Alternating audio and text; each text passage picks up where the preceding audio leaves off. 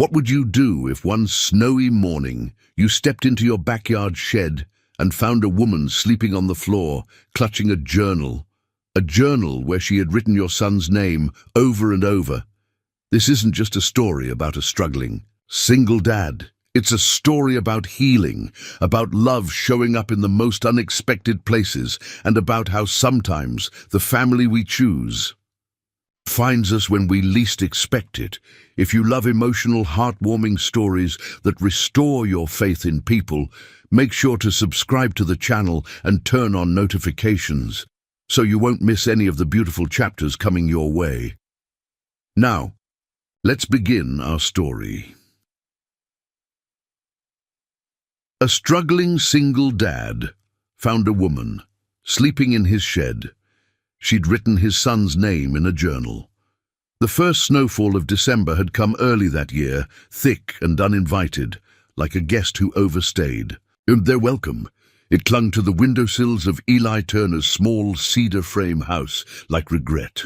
The wind howled through the trees behind the property, rattling the old shed doors and creaking the eaves with a mournful persistence that reminded Eli of the winters he'd spent alone, too many now to count. It was just after 6 in the morning when he stepped out into the pale blue stillness of dawn.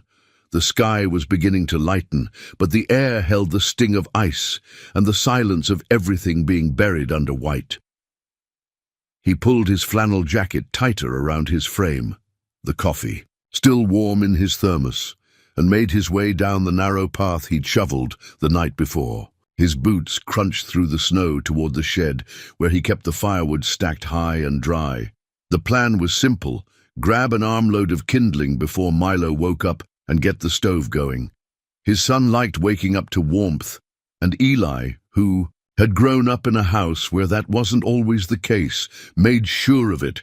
But when he pulled open the shed door, something stopped him cold. There, curled in a sleeping bag on the far side of the shed, next to the pile of wood and a half-empty thermos of her own, was a woman. She stirred at the sound, blinking slowly like someone coming up from deep water. Her hair was matted, face pale, and her coat, far too thin for this kind of cold, was zipped all the way up to her chin. A worn backpack was tucked beneath her head like a pillow, and beside her, just barely visible in the half-light, lay a battered leather-bound notebook. Eli stared for a moment, uncertain if he was still dreaming. Then, with the reflexes of a man who'd spent the last decade putting someone else first, he found his voice. "You all right?" he asked, keeping his tone low but firm. The woman didn't answer at first. She sat up slowly, blinking at him with eyes the color of thawing river ice. Fear flickered there, but not defiance, just exhaustion. She didn't reach for a weapon, didn't scramble away, just looked at him like she was trying to decide if he was real. "I didn't touch anything," she said hoarsely. "I just needed to get out of the wind." Eli exhaled, rubbed a hand over the back of his neck. He should call someone. This wasn't safe, not for her, not for Milo. But the woman looked more fragile than dangerous. She looked lost. "You can't stay in here," he said after a pause. "It's not heated. You'll freeze." "I've been colder," she murmured, almost like she was speaking to herself. "Still," he said, shifting his stance. "Come inside, just for a minute, warm up, I'll make coffee." The woman blinked again.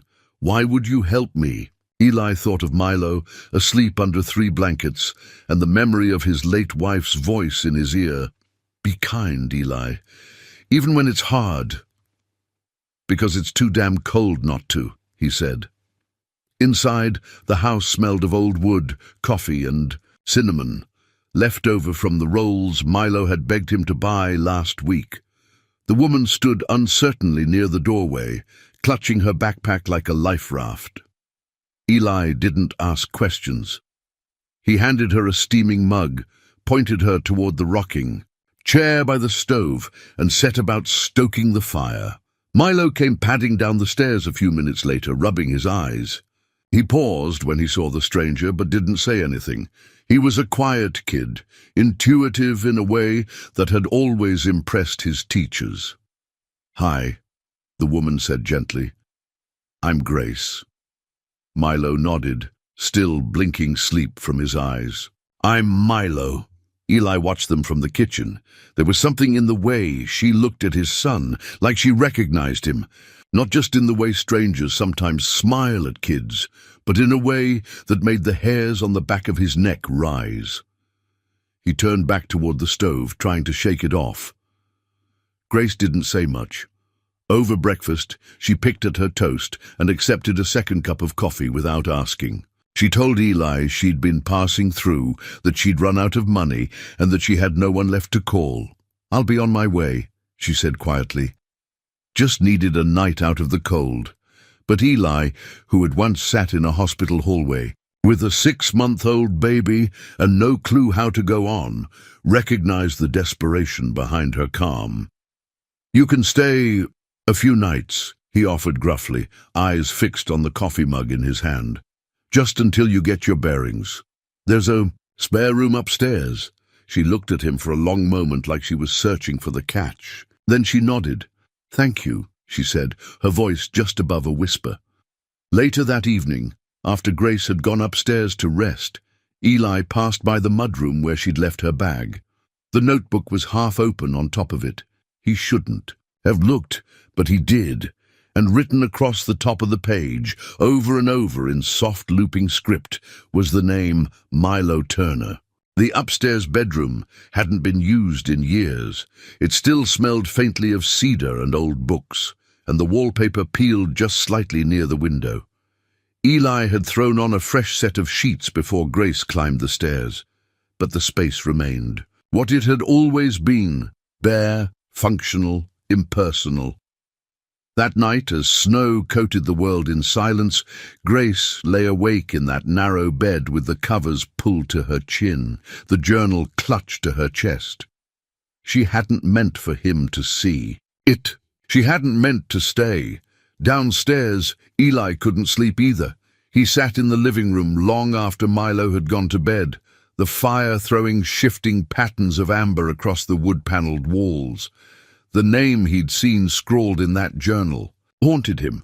Not just Milo, but Milo Turner, repeated over and over as though etched into her soul. He should have confronted her. He should have asked what she wanted, why she'd written his son's name, why she'd been sleeping in his shed. But the words wouldn't come. And stranger still, a part of him didn't want to know. Not yet. Morning came reluctantly, as if the sun itself was hesitant to rise on the tension lodged between the three of them. Grace was already in the kitchen when Eli came down. Her coat on, hair pulled back neatly. She was sipping coffee like she belonged. "I'll be gone by noon," she said before he could open his mouth. "You don't have to leave," Eli replied, surprising even himself.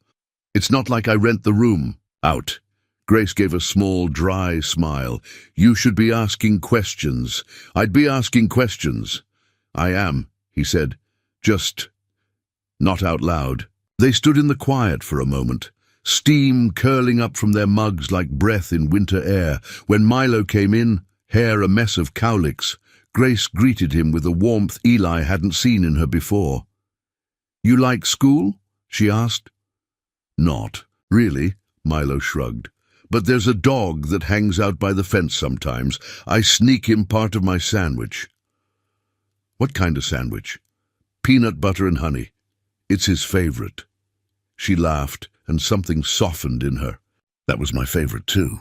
Eli didn't miss the flicker in her expression, the way she looked at Milo when she thought no one was watching.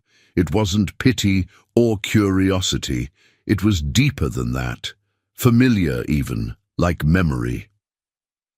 Later that day, while Grace was upstairs folding the blanket she'd brought down the night before, Eli stood outside her door. He knocked once, gently. She opened it, guarded.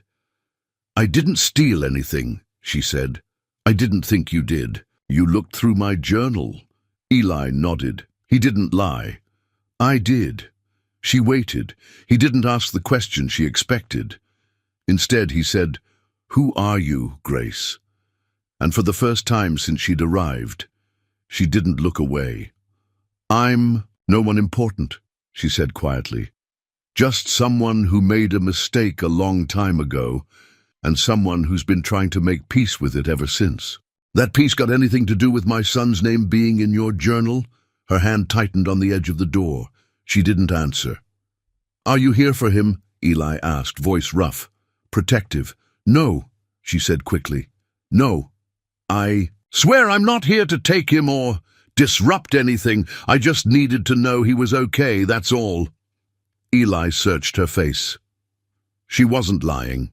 He'd spent enough years reading people at their best and worst to know the difference. "You saw the name on the adoption papers," he said slowly. She looked down, ashamed. "I did, and you tracked us down. I didn't mean to come this close, I swear. I didn't expect to see him, to see you, and then the storm hit, and you ended up in my shed." Grace gave a weak nod. "I wasn't planning any of this." Eli exhaled, leaned against the doorframe. "Well, life's rarely planned." For dinner that night, they shared leftover beef stew and biscuits. Milo talked about school, about how his teacher let them bring in ornaments to decorate the class tree. Grace listened with her chin propped on one hand, smiling like someone watching an old home movie. Afterward, when Eli walked her to the stairs, he paused. "I've got rules," he said. She raised an eyebrow. "I figured. No smoking. No strange guests. And no sleeping in the shed again." She laughed softly. "Deal." He started to walk away, then stopped. "You sure you're not here for him?" Grace's voice was steady but fragile. "I think I was here for me." That night, Eli sat at the foot of his bed, journal in hand. He hadn't read more than that first page, had forced himself not to. But now his fingers hovered over the leather cover like it might burn him. Instead, he slid it back onto the hall table. If she was going to tell him, she would. And if she wasn't, he'd know soon enough. In the room above, Grace stared at the ceiling, whispering his son's name like a prayer.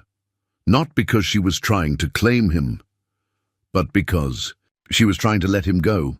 Eli stared at the journal all morning. It sat on the hall table like an unopened letter, small and unobtrusive, but humming with potential. Every time he walked by it, he felt a tug, not just of curiosity, but of dread. He knew what he'd seen on the first page, Milo Turner, over and over again, like a meditation or a wound. By the time the snow had stopped falling and the sky turned from steel grey to an indifferent blue, he finally picked it up. He didn't flip through it. He didn't violate the rest of it, just held it in his hands. The leather cover was soft from years of use, and along the edges the pages were curled. It wasn't a notebook, it was a lifeline, something a person wrote in when they had no one else to talk to. He set it back down. Some things, he figured, needed to be given, not taken. Grace was in the kitchen, sleeves rolled up, washing dishes as if she'd always belonged there. She'd found her way around the house quickly, though she moved carefully, like someone tiptoeing through someone else's memory. Milo was bundled up by the front door, trying to tie his boots. "Can we go sledding today?" he called out. Eli reached for his coat. "Only if you help shovel the walk after." "Deal," the boy grinned, popping up. Grace turned from the sink. "You need a second adult with you." Eli hesitated. Grace read his pause with precision. "I'm not asking for me. I just think he shouldn't be the only one having fun." Eli studied her for a moment before nodding. "All right, but you'll need better boots." The field behind. Their house was nothing more than a wide, sloping hill, dotted with scrub trees and the occasional snow-drifted fence post. In the summer, it was golden with wildflowers and overgrown grass. In winter, it was a sheet of white, the kind that begged for laughter. Milo launched himself down the hill on his worn-out red sled, yelling with joy all the way to the bottom. Grace watched from the top, a pink flush on her cheeks, her borrowed coat 2 sizes too big but zipped all the way. "You were good to take him in," she said softly. Eli, standing beside her, kept his gaze on the hill. Didn't feel like a choice. He needed someone. And I had room. Grace smiled faintly. That's more than most people can say. A pause. I didn't write his name to scare you, she added. It's just, sometimes when you've lost something, saying its name keeps it close, even if only in your mind. Eli's breath clouded in the air. He's not something, he's someone. I know, Grace said, eyes steady. He's someone I think about every single day. Later that afternoon, while Milo napped in front of the fire, Eli stood in the kitchen drinking coffee. Grace sat at the table, hands wrapped around her mug like it was the only warm thing in the world. You knew he was here? Eli asked finally. She nodded. Not at first. I started with the adoption agency. I didn't ask for names, just confirmation that he'd been adopted, that he was okay. They didn't tell me where, just that he was alive, that he was safe. I should have left it there. But you didn't. Grace looked down. I couldn't. He waited. After the agency, I wrote a few letters. To myself, mostly. I started driving. No destination, just east. Vermont was never the plan. I didn't even know you lived here. Eli folded his arms. So, how'd you find us? Grace hesitated. I stopped at a gas station outside of town. I recognized his name on a flyer, a school fundraiser. Milo Turner, 4th grade. There aren't a lot of Turners here. That's how you ended up in my shed. She nodded, shame washing over her face. I just needed to see him from a distance, but then the snow came and I panicked. Eli didn't speak for a long. A while, the quiet stretched between them, uncomfortable but not cruel. You could have knocked, he said eventually. Grace smiled, tired. I didn't think I deserved to. That night, after Grace had gone upstairs and Milo was asleep, Eli sat alone by the fire. He turned the journal over in his hands again. This time, he opened it to the second page. There were no wild revelations. No master plans, just entries. Some dated back 10 years, one read. He would have been 3 today. I wonder if he has curls. I used to think he would. Another, every year I think it'll hurt less. But I still see him in every brown-eyed boy who laughs like the world can't touch him. And another, if you ever find this, I hope you know I wasn't strong. But I loved you. I loved you so much I gave you up because I thought someone else could. Give you more than I ever could. Eli closed the book gently. He hadn't cried in years. Not since the funeral. Not even when he'd held Milo for the first time in that sterile government office, his hands shaking as the social worker handed him the bundle of blankets with big eyes inside. But tonight, a single tear traced down his weathered cheek and disappeared into his beard, not because he felt threatened, not because he felt angry, but because he understood. Eli lay in bed that night with the journal on the nightstand, spine closed tight, like it knew it held more than he was ready to face. He hadn't opened it past the first few pages, but those alone had unsettled him. Not just because Grace had written Milo's name, but because of how she'd written it, not like a stranger. Not like someone researching from afar, more like someone grieving something that had once been hers. The wind howled outside the window, rattling the shutters. Beside him the bed was empty. It had been for years, and somehow tonight it felt emptier than usual. The next morning, Eli called out of work for the first time in months, said it was the snow, said the roads hadn't cleared. It wasn't a lie, not exactly, just not the whole truth. Milo was at school. Grace was in the kitchen, humming softly, kneading bread again, like it was the only thing keeping her from floating away. Eli pulled his coat on, said something about needing to run an errand, and drove into town. He didn't head to the store. He drove to the county office. The building was a squat brick structure with a sagging roof and a front desk manned by a woman named Sandra, who had worked there since dial-up internet. She smiled when she saw Eli. Haven't seen you in a while. Yeah, I'm looking for some records, he said, clearing his throat. Adoption-related. From 10 years ago. Her face shifted just slightly. Not closed, but cautious. Yours? He nodded. My son, Milo. I know it was a closed case. I'm not asking for names or contact info. I need to understand something. Sandra tapped a few keys. You're on the file, so I can pull the general paperwork. You remember the agency? Heartline Family Services. That helps. She disappeared into the back and returned 15 minutes later with a thin file folder. No identifying names for the birth mother, like you said, but there is a note. Eli looked up. It's from the intake report, she explained.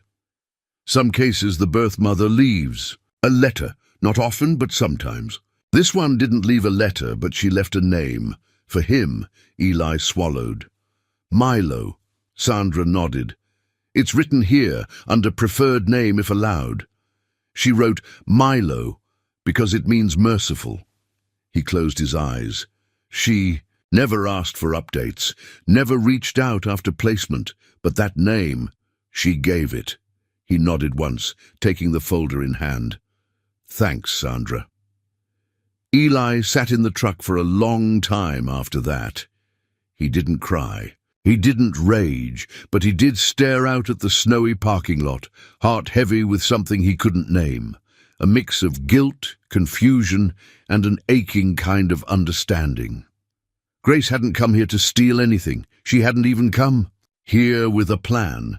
She had given that boy his name, and then she had walked away. What kind of pain did that take? And what kind of woman was she now, that she could sit across the table from that same boy, her boy, and not reach for him? That night, Eli barely touched his dinner. Milo chattered on about school, about how his teacher had let them play with shaving cream to practice cursive, and how he accidentally made a heart instead of the letter M, and how everyone teased him for having a crush. Grace laughed, not teasing, just warm, encouraging. Eli watched her with new eyes, not suspicious, not uncertain, just searching. After Milo went to bed, Eli stayed in the kitchen, stacking dishes, wiping down already clean counters. Grace joined him, leaning against the doorframe. You're quiet. I had a long day. You went into town? He nodded. She didn't press, Grace, he said after a moment. Why did you name him Milo? She stiffened slightly. I'm not sure I know how to answer that. Try. She looked at the floor, then up at him. I was 19, scared, alone. But when I felt him kick for the first time, something shifted. I wanted him to be strong, but more than that, I wanted him to be kind, to be bigger than what the world might throw at him. Eli exhaled slowly. You chose right. Grace blinked back, sudden tears. I'm not here to take him. I never was. I know, he said. I read the file today. I saw your name for him. It wasn't just a name, it was a gift. She covered her mouth with her hand, breath catching. I've been holding on to that name for 10 years, she whispered. Just the name, nothing else. He stepped closer. You gave him life. I've been lucky enough to raise him. But none of this, none of it, works unless we trust each other. She nodded, eyes full but unflinching. I want to trust you, he said. I do, but I need to know, are you staying, or are you just passing through? Grace looked at him like he'd asked the one question she'd been too afraid to answer. I don't know, she said. I want to stay, more than anything, but I don't know if I deserve it. Eli reached out, his hand brushing hers. Then let's figure that out together. In the hallway that night, Eli paused outside Milo's door. He peeked in. The boy was sleeping soundly, his little chest rising and falling, the corner of his blanket curled in his hand. A child who had been loved from the beginning, even when he didn't know it. Even when the love had been hidden in silence, and now maybe it didn't have to be any more. The sky turned to pewter by mid-afternoon, casting a muted grey light across the house. Snow had stopped falling, but the world outside remained frozen. A still life in white and silence. Inside, the air smelled faintly of apples and cinnamon. Grace had baked a pie, not because she was asked, but because it gave her hands something to do. She moved about the kitchen with practiced grace, her sleeves rolled up, apron dusted in flour, hair tied back loosely. She looked for a moment like any other woman making something warm on a cold day. Eli watched her from the hallway, arms crossed, leaning against the wall like he was afraid to step farther into whatever this was becoming. "Where'd you learn?" "To bake," he asked. She glanced over her shoulder, then smiled softly. "Foster home in Wisconsin, Miss June. She baked when she was mad. I think she was mad most days." Eli chuckled under his breath. "Well, the kitchen smells better than mine ever has. That's because you eat like a man trying to survive the apocalypse." He raised an eyebrow. "You've been here 4 days. You're already judging my lifestyle?" She grinned. "With affection." The pie went in the oven. Silence followed, not uncomfortable, but quiet, in the way that often precedes something. Long overdue. Grace took a seat at the table, folding her hands. "I think it's time I told you the truth. All of it." Eli didn't move. "All right." She exhaled slowly, like she'd been holding her breath for a decade. "I was 19 when I got pregnant," she began, eyes fixed on her hands. "I was a sophomore in college, studying psychology, ironically. The father, he was gone before I could say the word. My parents were strict, devout, image-obsessed. When I told them, they gave me 2 options, abortion or adoption." Eli listened in silence. His face gave nothing away. "I couldn't go through with the first. I wanted to keep him. Milo. I'd already chosen the name. It meant merciful. I liked that. But my parents said they'd cut me off. No school, no support, no home. I was scared. I was tired. And I was alone." She swallowed hard. "So, I signed the papers. I held him once, just once. He was so small. He looked at me and I thought, God, I've made a mistake. But it was too late." Eli's jaw tightened, but he didn't interrupt. "I asked them to make it a closed adoption. I told myself it would be easier that way, cleaner. But it wasn't. It never is. Every year on his birthday, I wrote him a letter in that journal. Not because I thought he'd read it, but because I needed someone to know that I remembered, that I never stopped." A tear slipped down her cheek. She wiped it away quickly. "I wasn't strong. I gave him up thinking someone else would do better than I ever could, and I hated myself for it every day." Eli stepped into the kitchen finally, pulled out a chair, and sat across from her. "He doesn't know?" he asked. "No. I never intended to tell him. I didn't even know I'd end up here, Eli. That was never the plan." He nodded slowly. "But now you're here. I don't want to confuse him or hurt him. That's the last thing I want." Eli looked down at his hands, weathered and scarred from years of hard work. "You know, when I first got him, I had no idea what I was doing. My wife had just passed. Cancer. Fast and brutal. The adoption was something we'd started together. She didn't live to see it through." Grace's eyes softened. "They handed him to me and I stood there like an idiot thinking, how the hell do I do this alone?" Eli laughed faintly, shaking his head. "But then he grabbed my finger, just like that, held on, and I thought, maybe I don't have to know everything. Maybe I just have to show up." Grace smiled through tears. "You did more than that." "I tried," he said quietly. "Still trying." The timer dinged. The pie was done. Grace stood, wiped her cheeks, and took it from the oven. The crust was golden, the smell buttery and nostalgic. "Miss June would have been proud," Eli said. Grace turned, a tired smile blooming. She had a rule: if you're going to cry, at least do it near a pie. Eli chuckled, then turned serious again. "So, what happens now?" Grace hesitated. "You tell me. I'll follow your lead. I'm not here to take anything. I just needed to look at him once. Know he was real. No, he was okay. He's okay, Eli said. More than okay. She nodded, looking down. Good. He stood slowly, walked to the cabinet, and pulled down 3 plates. You staying for dessert? He asked. She looked up, eyes wide, uncertain. I mean, he added, seems a shame to waste a good pie. That night, after Milo had gone to bed, Grace stood on the porch, wrapped in a blanket, staring at the moon. Eli joined her, hands tucked into his jacket pockets. You cold? He asked. Not really, she said. Not tonight. They stood there for a long time, neither speaking, just breathing. And in the stillness between them, something shifted. Not fully, not yet, but enough. Enough to matter. The sun returned the next morning as if it had remembered its duties. After days of grey and snow, a pale gold light poured in through the kitchen window, catching on the steam from Grace's coffee and turning it to mist. Milo sat at the table, in his favourite flannel pyjamas, kicking his socked feet rhythmically against the chair legs while scribbling on a sheet of construction paper. "What are you working on, buddy?" Eli asked, pouring a second cup of coffee. "A card," Milo said without looking up. "For who?" Milo shrugged. "I don't know, maybe someone who needs it."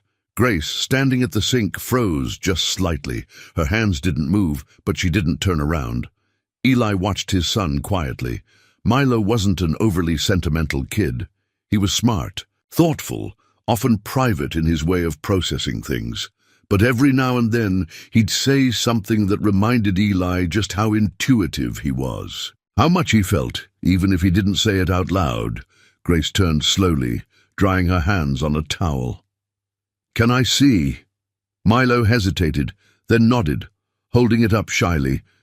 It was a drawing of 3 stick figures standing under a tree, one taller. Man, a boy in the middle, and a woman with a long swish of yellow hair. The sun smiled down on them, oversized and crooked, and the words written in uneven letters across the top read, "Thank you for being kind." Grace blinked.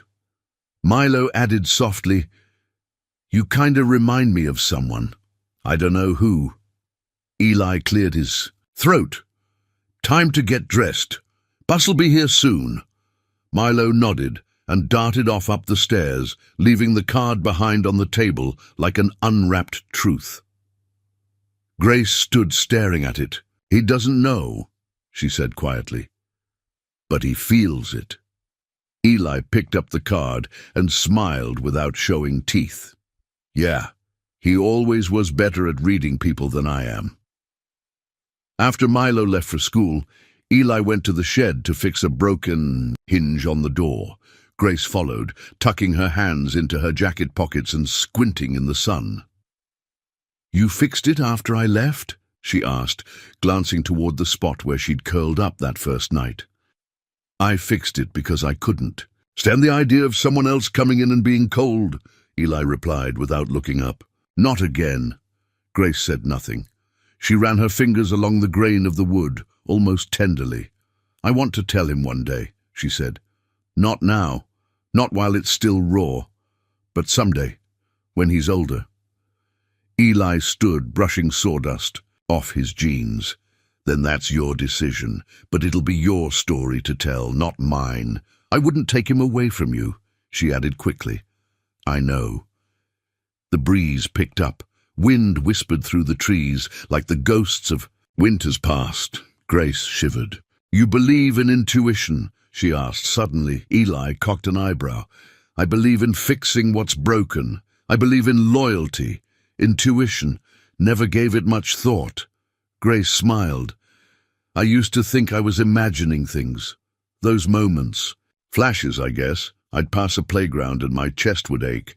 I'd hear a child laugh in the grocery store and freeze. Every year on his birthday I'd have a dream. Same one. A little boy I couldn't catch up to, running ahead through a field, always just out of reach." Eli stared at her for a long moment, then said, "I think that's more than intuition." "Maybe," she said. "But whatever it is, it brought me here." That afternoon, Grace offered to pick Milo up from school. Eli hesitated, not because he didn't trust her, strangely he did, but because something about it made the situation feel more real, more permanent. He agreed anyway. At the school gates, Milo came bounding out, grinning as he spotted her. "Grace!" he shouted, waving his arms. She crouched to greet him. "Hey, bud, good day?" "Yeah, we had music. I played the tambourine and didn't mess up once." She laughed. "That's impressive." He took her hand without thinking as they walked back to the truck. "Can you stay for Christmas?" he asked. Grace's breath caught. I don't know," she said gently. "That's up to your dad." "I hope you can," Milo said simply. "I like it better when you're here." That night, as the snow returned in flurries, Grace sat in the living room flipping through a photo album Eli had pulled from a cardboard box in the closet. "This was his first Halloween," Eli said, pointing to a photo of baby Milo dressed as a bumblebee, frowning at the camera. Grace laughed softly. "He hated the hat, didn't he? Ripped it off 5 times before we left the house." Another photo, Milo holding a toy truck, grinning, cheeks red from the cold. Grace's fingers lingered on that one. "I missed so much," she whispered. Eli, sitting beside her, said, "You can still catch up." Grace shook her head. "You don't just walk back into someone's life and pick up where you left off?" "No," Eli agreed, "but sometimes you find a new way forward." Later, when Milo was tucked in bed, he called for Grace softly. She peeked her head in. "Hey, need something?" He looked up, blinking sleepily. "Will you sing again? That song from the other night, the one with the stars." Grace hesitated. "You sang it when we lost power," he added. "I liked it." Her throat tightened. "Of course." She sat on the edge of the bed and began to hum, then sing, soft, careful, like folding a fragile memory into the air. The lullaby was one she'd made up during her pregnancy, back when Milo was only a presence inside her, kicking and quiet and waiting. Milo's eyes fluttered closed. She ran a hand over his hair once. "I think I dreamed that song," he murmured. Grace blinked away tears. "Maybe you did." She sat beside him long after he'd fallen asleep, the tune still echoing in her chest, like something found and forgiven. The following days were filled with small routines that settled over the house like falling snow. Quiet, almost imperceptible, but steady. Grace helped with laundry, tidied the living room, and baked like she had something to prove. Eli didn't stop her, and Milo didn't question it. It was as if, by some silent agreement, she had been folded into the fabric of their lives, a new thread sewn into a familiar pattern. That Saturday, the sky was a dazzling, cloudless blue, the kind that only comes after a hard freeze, when the air is cold enough to sting, but the sun shines anyway, like it's trying to make up for something.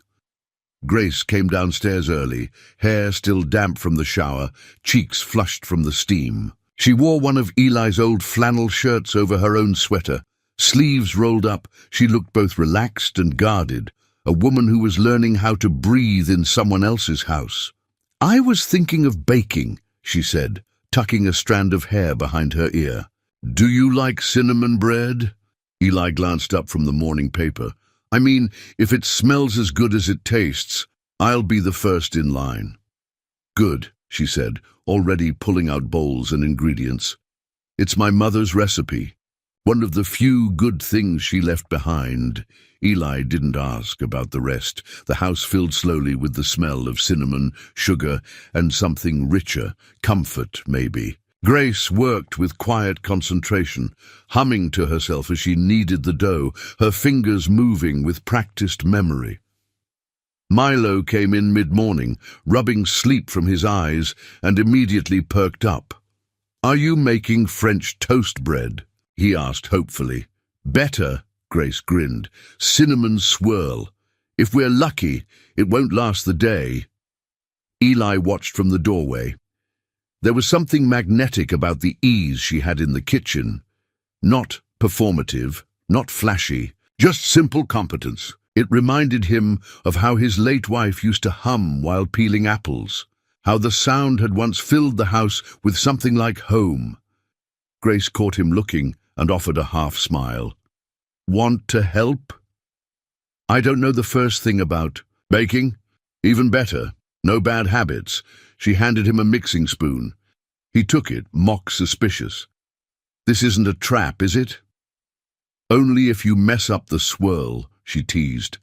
An hour later, the three of them sat around the table, the first loaf already half gone. Milo had sugar on his chin and crumbs on his sweatshirt. Eli had butter on his thumb. Grace, surprisingly, had none of the mess but all the satisfaction. "This is dangerously good," Eli said, taking another bite. Grace sipped her coffee. "Miss June used to say that a kitchen without cinnamon was a sad one." "You've mentioned her before," Eli said gently. "She was your foster mom?" Grace nodded. "My second one. The first family didn't stick." "What happened?" "They wanted someone younger. A baby. I was 6. Already had opinions." Eli smiled faintly. "I've got one of those upstairs." "You're lucky," she said more quietly this time. "He's kind. He listens. He gets that from his mom." Grace looked down at her mug. "She must have been something." "She was," Eli said after a beat. "Strong, funny. The kind of woman who saw through you but never judged you. She taught piano, said music was how she prayed." Grace nodded, her expression softening. "Sounds like someone I would have liked. I think she would have liked you too." Their eyes met, a long, steady look that held no tension, only the possibility of something neither of them had, spoken aloud. Later that afternoon, while Milo was outside building a lopsided snowman, Eli and Grace brought firewood in from the stack behind the shed. They worked in tandem, passing logs back and forth, brushing snow from the pile. The air was crisp, the kind that bit at fingers but left your lungs feeling clean. "You always lived in small towns?" Grace asked, brushing snow from her sleeves. "Mostly. Spent a year in Chicago after high school. Didn't stick. Too much noise." She smiled. "Funny. I ran to the city to disappear. Guess I needed the noise. And now I'm learning how to listen again." Eli paused, balancing an armload of firewood. "To what?" She looked up. "To quiet, to stillness, to things that don't shout to be heard." They stood there for a moment, wood between them, breath misting the air. Eli lowered his gaze, cleared his throat.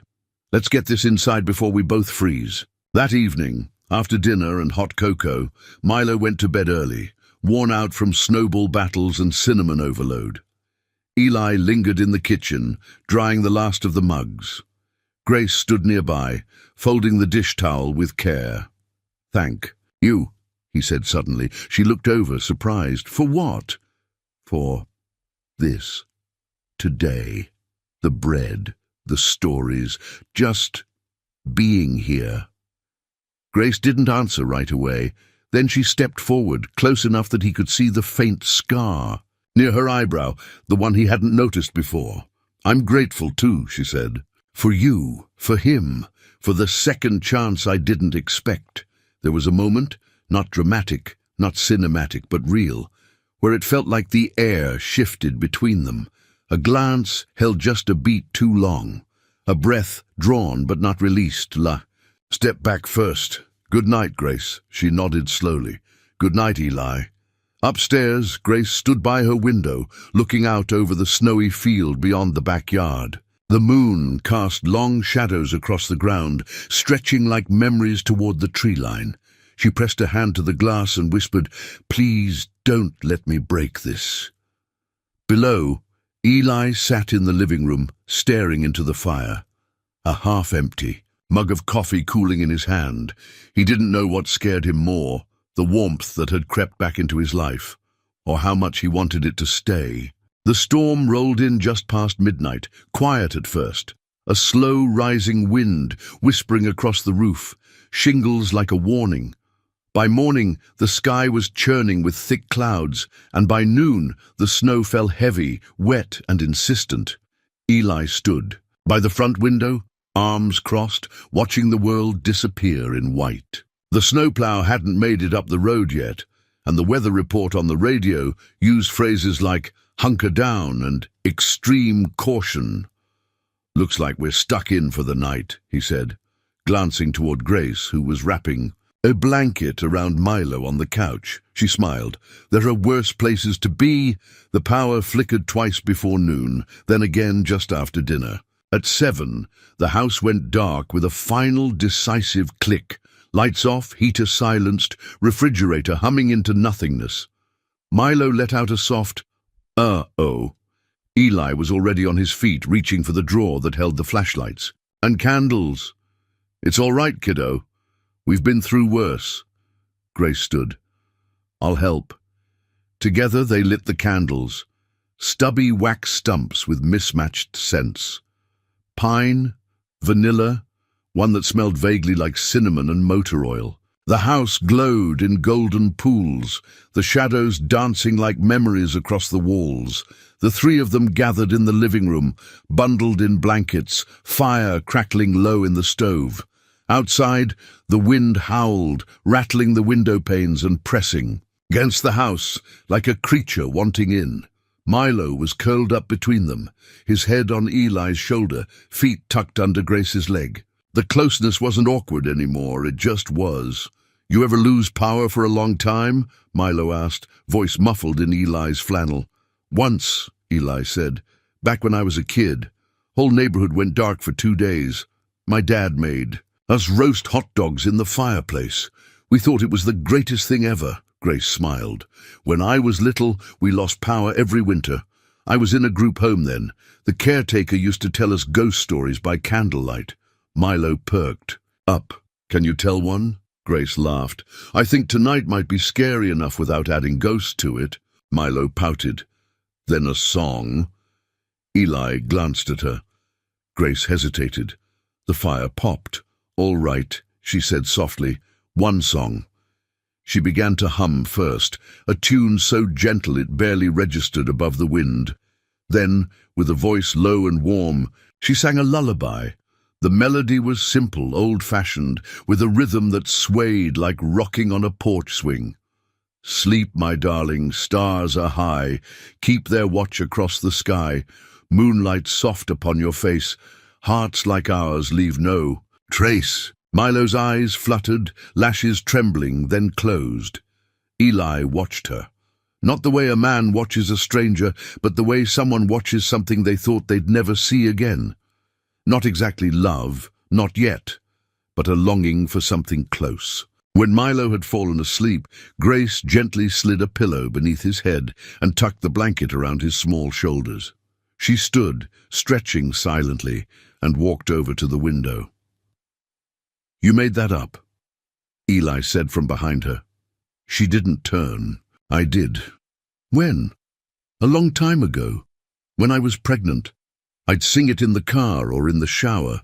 I needed something that was just mine and his." Eli stood slowly. "He remembers it." She turned, brows furrowed. "Last week," Eli continued, "he said you sang a song he'd heard in a dream. That was before you ever sang it here." Grace's mouth opened, then closed. "Sometimes I think kids hold on to things we can't explain," he said. She nodded slowly. "There's a part of me that always hoped that somehow something of me stayed with him." They were quiet for a long time. Outside, the storm raged. Inside, the silence was thick with the weight of unspoken truths. "You're good with him," Eli said at last. Grace looked down. "I don't know if I deserve to be." "You're here. You're kind, you're present," she shook her head. "Being here now doesn't erase not being there then." "No," Eli agreed, "but it counts." Her eyes welled up. "Sometimes I wonder if he would have been better off with someone else entirely. A real family, a mother and father." "You think any of us get it perfect?" Eli asked. "You think I've never wondered if I've done enough? If I've loved him the right way? I lose sleep over that all the time." She looked at him, startled. He stepped closer. "You're not the only one walking around with guilt like a coat, you." Can't take off. She let out a breath. "It's heavy." He nodded. "Yeah, but it's warmer with two." They both laughed. Quiet, surprised by it.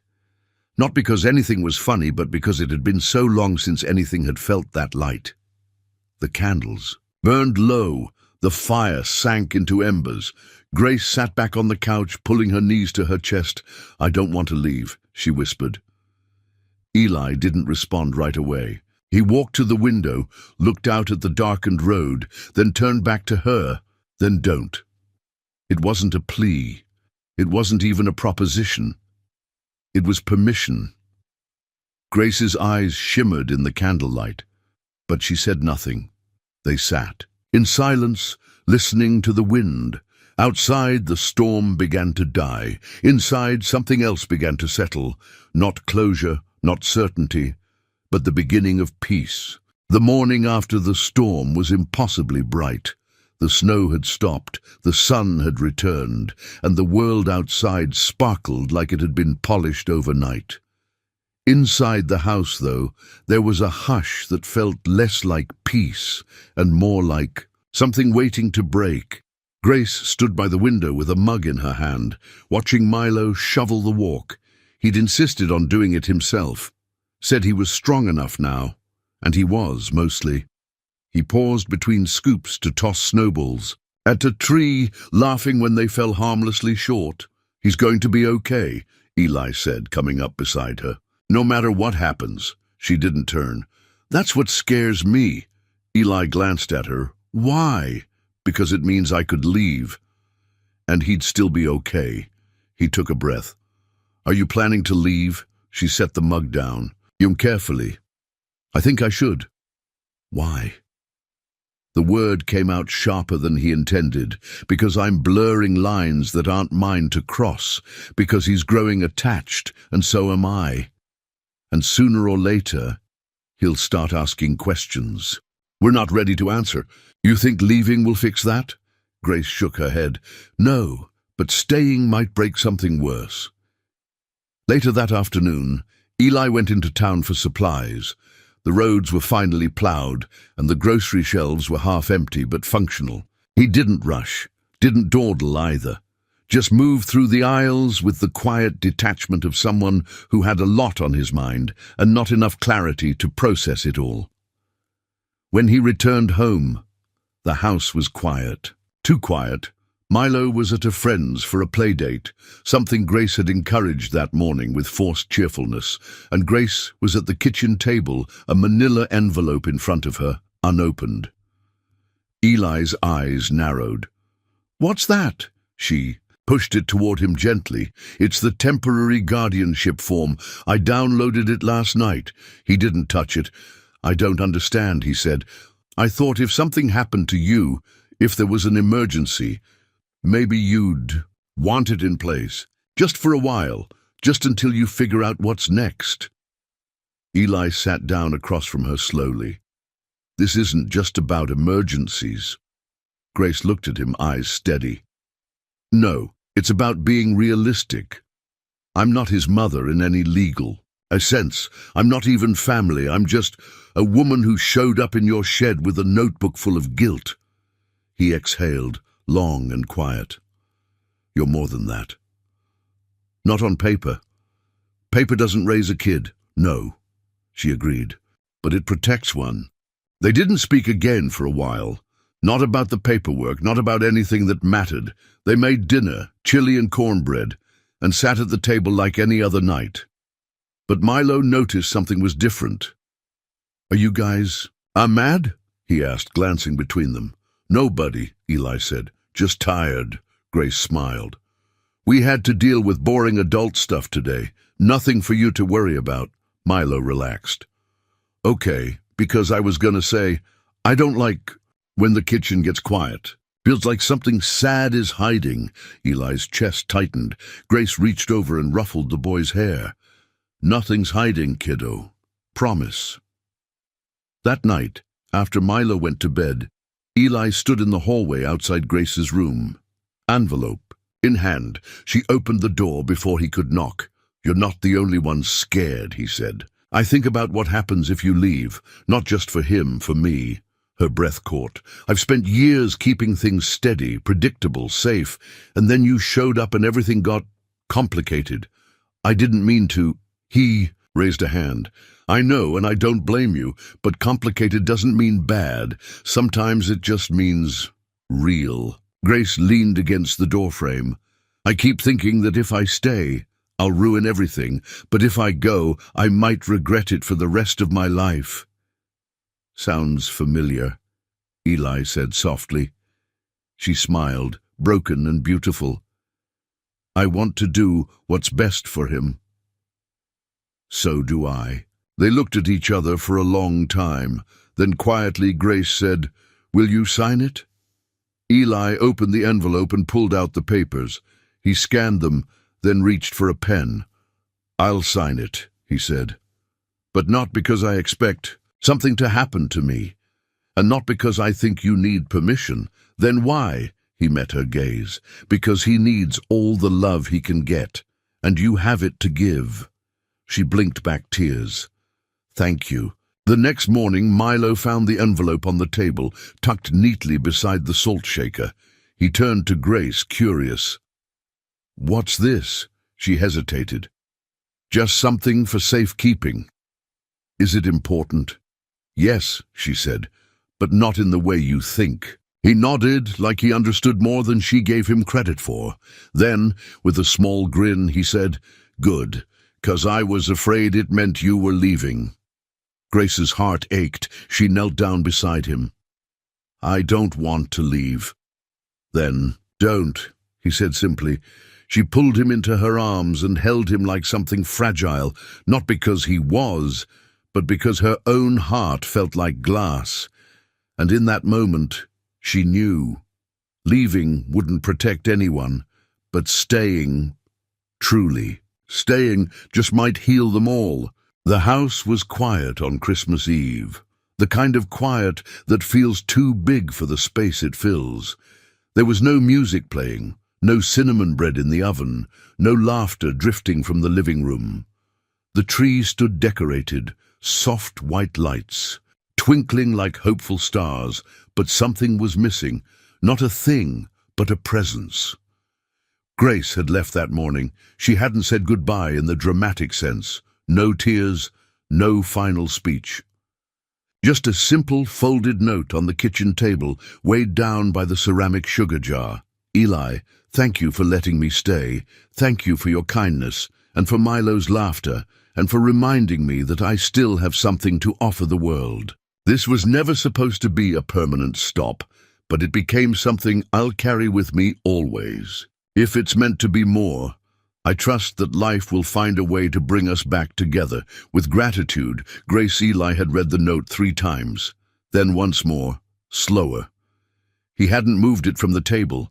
He hadn't thrown it away either. He just sat with it like something sacred. Milo hadn't said much. He'd noticed Grace's absence immediately, of course. He wasn't the kind of kid who needed things spelled out. "She gone?" he asked softly. "Yeah," Eli said. "She needed time." Milo had only nodded, quietly retreating to his room. No crying, no tantrum, just silence. That was what worried Eli the most. That afternoon, Eli busied himself with the things that didn't require thinking. Splitting kindling, checking the propane, reorganizing the pantry, as if order in the physical world could compensate for the ache inside him. But nothing filled the space Grace had left behind. Not in the air, not in the boy upstairs, and certainly not in him.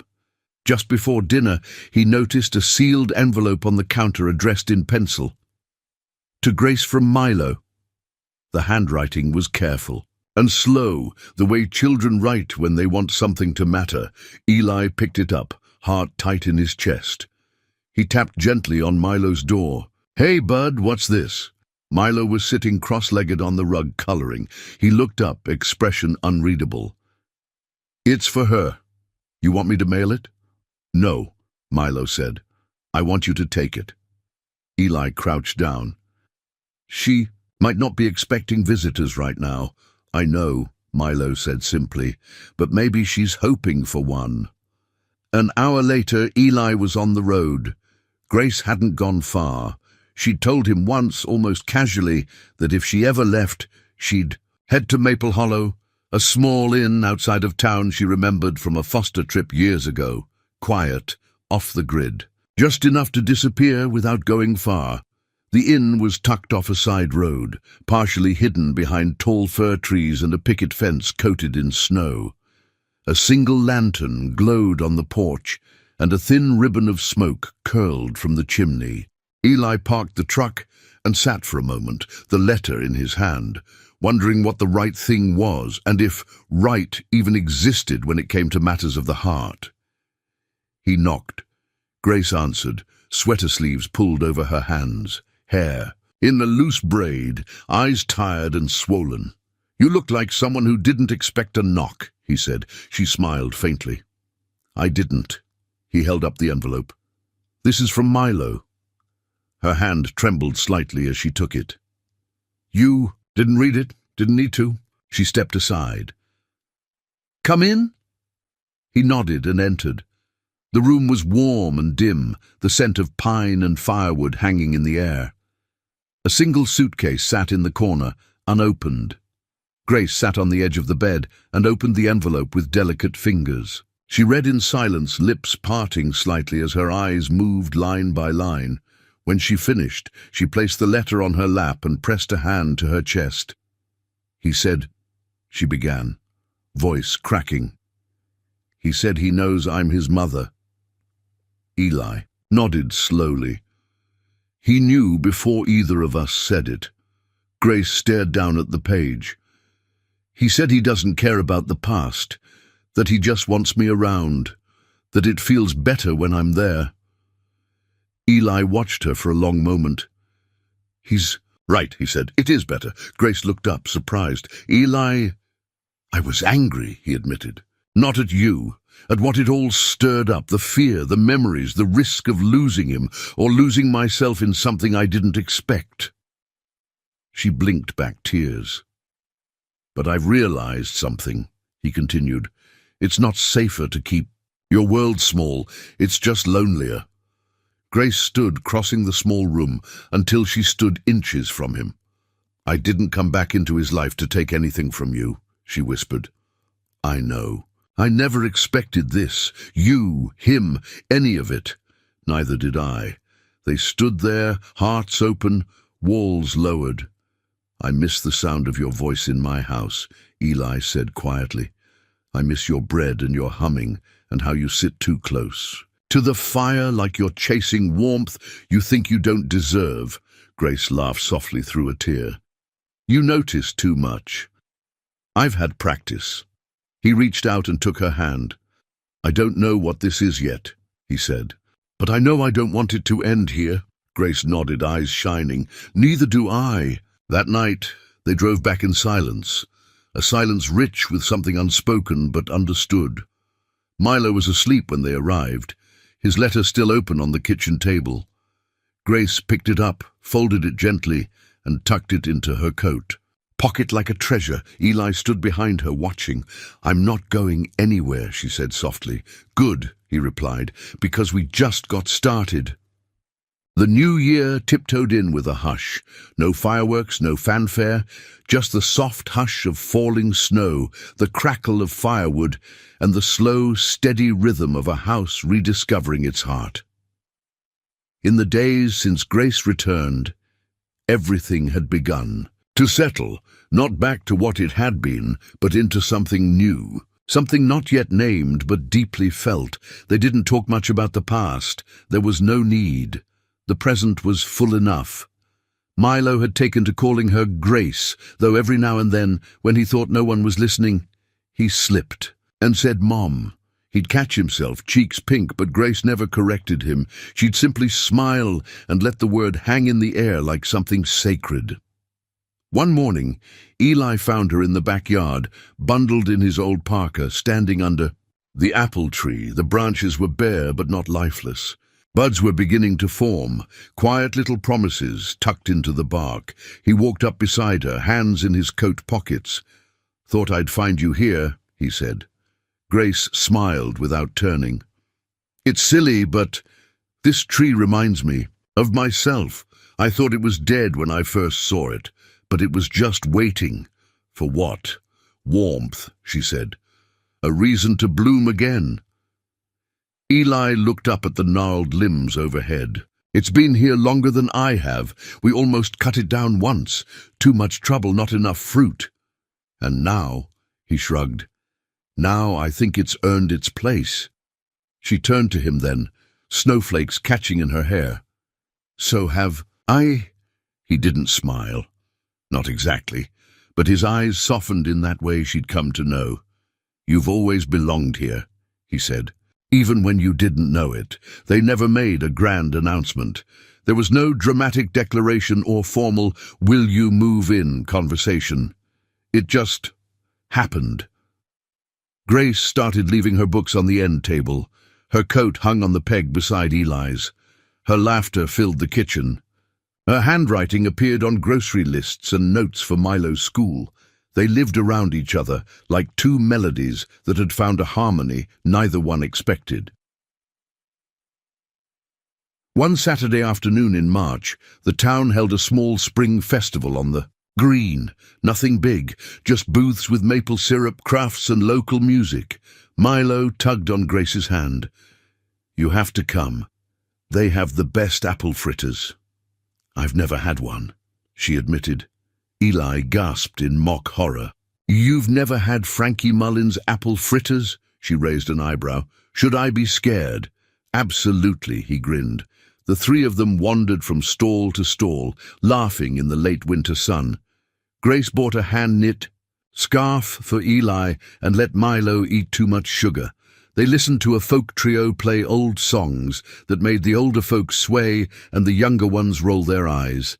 And when Eli slipped his arm around her waist as they watched Milo dance in circles, Grace leaned into him like she'd been doing it her whole life. That night, after the dishes were done and Milo had fallen asleep with a book on his chest, Eli found Grace in the living room, curled up with a blanket. She looked up as he entered. "Do you ever think we got here by accident?" He shook his head. "No, I think we got here by surviving." She tilted her head. "That sounds more painful than romantic." Eli walked over and sat beside her. "Maybe, but I think the most beautiful things in life come from people who didn't give up, on themselves, on each other, even when they had every reason to." Grace rested her head on his shoulder. "Do you still worry?" she asked. "Every day," he said. "But now I worry about things that matter, like whether Milo's happy, whether you've had enough coffee, whether the roof's going to leak when the snow melts." She laughed. "That's love, huh?" He nodded. "Love's not always big gestures. Sometimes it's just showing up, every single day." Spring arrived in full bloom by mid-April. The apple tree blossomed, white and pink petals, like a celebration written across the sky. Grace stood under it one morning, a mug of coffee in hand, and smiled at the sight of Milo racing across the yard, barefoot, chasing a kite Eli had helped him build. Eli came up behind her, slid his arms around her waist, and kissed the top of her head. "Still think you're leaving someday?" he asked softly. She leaned back into him. "Not anymore," she said. "I found what I didn't even know I was looking for." On the first truly warm day, they set up a small table under the apple tree for dinner, just the three of them. Grace lit candles. Eli grilled chicken. Milo told stories about school that were half truth, half myth, all joy. As the sun dipped below the hills, Eli raised his glass. "To the ones we lost," he said softly, "and the ones we found." They clinked glasses. Grace looked across the table at the boy who had once been her deepest ache, now her daily miracle, and at the man who had stepped into the dark and built a life from scratch. She felt, for the first time in years, whole, not perfect, not without scars, but whole. Years from now, When Milo would look back on his childhood, he wouldn't remember the exact moment Grace moved in, or the first time Eli held her hand. What he would remember was warmth, safety, the smell of cinnamon bread, the sound of a lullaby hummed softly beneath a winter storm. And he'd remember that sometimes family isn't found all at once. Sometimes it arrives in pieces, unexpected, messy, miraculous, and when it does, the only thing left to do is open the door. We'd love to hear from you. Where are you watching from? Let us know in the comments below. Whether you're from a small town like Eli's or halfway across the world, your stories matter too. If this story touched your heart, make sure to subscribe to the channel and tap the notification bell so you never miss the next story filled with hope, kindness, and second chances. Thank you so much for spending time with us today. We hope this story reminded you that no matter how cold the winter, love always has a way of finding its way home. Until next time, take care, stay warm, and be kind.